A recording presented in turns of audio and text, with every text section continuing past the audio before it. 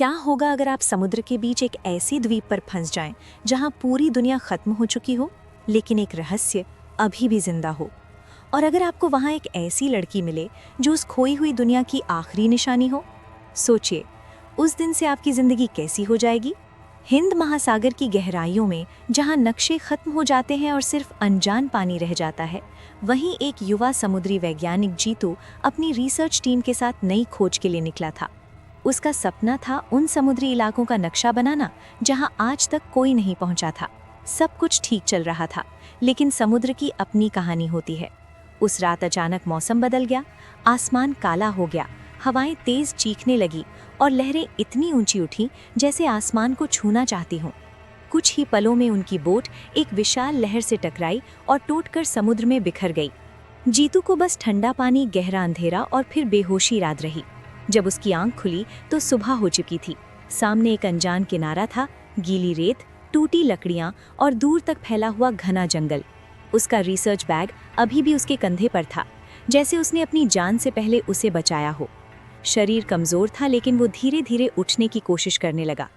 तभी उसे एहसास हुआ कि कोई उसे देख रहा है। जंगल की झाड़ियों में हलचल हुई, पत्ते हिले और दो बड़ी मासूम आंखें उसकी तरफ देखने लगीं। वहां एक लड़की खड़ी थी। उसके कपड़े पत्तों और पेड़ों की छाल से बने थे, लंबे काले बाल हवा में उड़ रहे थे। उसके चेहरे पर डर नहीं था, सिर्फ गहरी जिज्ञासा थी।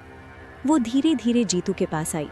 जीतू घबरा गया, लेकिन लड़की ने दोनों हाथ ऊपर उठाए, जैसे कह रही हो कि डरने की जरूरत नहीं है। उसने एक बड़े पत्ते में पानी भरा और जीतू के चेहरे पर छिड़क दिया। ठंडी बूंदों से जीतू को पूरी तरह होश आ गया। जीतू ने अपनी तरफ इशारा करके कहा, जीतू। लड़की ने उसकी नकल की, जीतू। फिर उसने अपनी तरफ इशारा किया और एक अजीब सा नाम बोला। जीतू ने ध्यान से सुना और दोहराया, वान्या। लड़की की आंखें चमक उठीं और उसके चेहरे पर हल्की मुस्कान आ गई।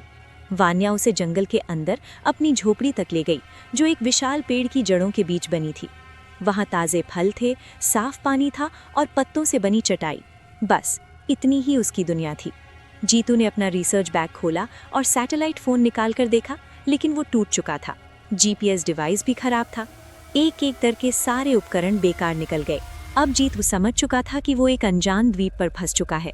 वान्या दूर खड़ी उसे देख रही थी। शायद वो उसकी परेशानी पूरी तरह समझ नहीं पा रही थी, लेकिन महसूस जरूर कर रही थी। वो चुपचाप एक पका हुआ फल लाई और जीतू के हाथ में रख दिया।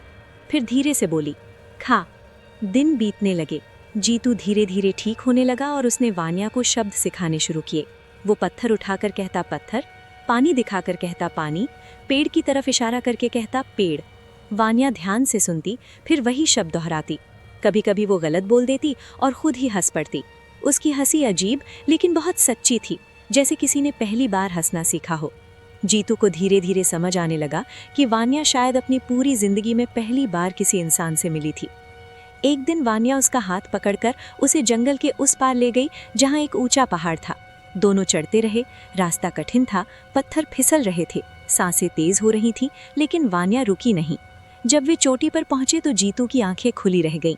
नीचे एक अद्भुत दुनिया थी। विशाल झरने, रंग बिरंगे फूल, ऊंचे पहाड़ और घना जंगल। ये ऐसी जगह थी जो किसी नक्शे में नहीं थी। ये दुनिया सिर्फ वान्या की थी और आज पहली बार उसने इसे किसी और के साथ साझा किया था। उस शाम जीतू समुद्र किनारे बैठा था जब उसने पानी के नीचे एक नीली चमक देखी। जिज्ञासा में वो गोता लगाकर नीचे गया। वहां पत्थर की दीवारें थीं, टूटे हुए खंभे और पुरानी सीढ़ियां। दीवारों पर बेहद पुरानी नक्काशी बनी हुई थी। ये साफ था कि वहां कभी एक पूरी सभ्यता मौजूद थी, जो अब समुद्र के नीचे दफन हो चुकी थी। जब जीतू ऊपर आया तो उसकी सांसें तेज थीं। उसने वान्या से पूछा कि ये क्या है। वान्या ने रेत पर उंगली से एक बड़ा शहर बनाया, फिर हाथ से लहरों का इशारा किया और उस शहर को मिटा दिया। जीतू समझ गया कि ये शहर कभी ऊपर था, लेकिन समुद्र ने उसे निगल लिया।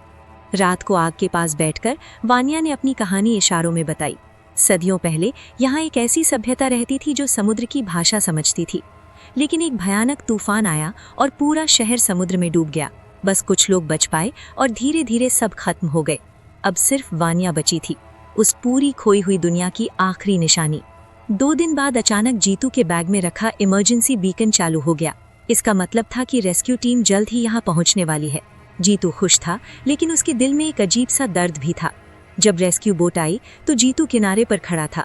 और वान्या जंगल के किनारे से उसे देख रही थी। जीतू ने उसे अपने साथ चलने के लिए कहा, लेकिन वान्या ने समुद्र और जंगल की तरफ देखकर धीरे से कहा, ये मेरा घर है। बोट चलने लगी, लेकिन कुछ दूर जाकर अचानक जीतू खड़ा हुआ और उसने कप्तान से बोट रोकने को कहा। अगले ही पल वो समुद्र में कूद गया और वापस तैरने लगा। जब वो फिर से किनारे पहुंचा तो उसने कुछ नहीं कहा, बस वान्या का हाथ पकड़ लिया। उस पल दोनों समझ चुके थे कि अब उनकी कहानी यहीं से शुरू होगी। लेकिन उसी रात जब जीतू अपने अंडरवाटर स्कैनर से डूबी हुई सभ्यता को देख रहा था, अचानक स्क्रीन पर कुछ हिला, कुछ बहुत बड़ा जो पहले वहां नहीं था। जीतू की सांस रुक गई। वान्या ने स्क्रीन देखी और उसका चेहरा अचानक बदल गया। वो डर नहीं, पहचान थी। जीतू ने धीरे से पूछा, ये क्या है? वान्या ने कांपती आवाज में कहा, वो वापस आ गए हैं। अगर आपको ऐसी रहस्यमयी और रोमांचक कहानियां पसंद हैं तो अभी हमारे YouTube चैनल को सब्सक्राइब जरूर करें, क्योंकि यहाँ आपको ऐसी ही अनसुनी और दिलचस्प कहानियां सुनने को मिलती रहेंगी।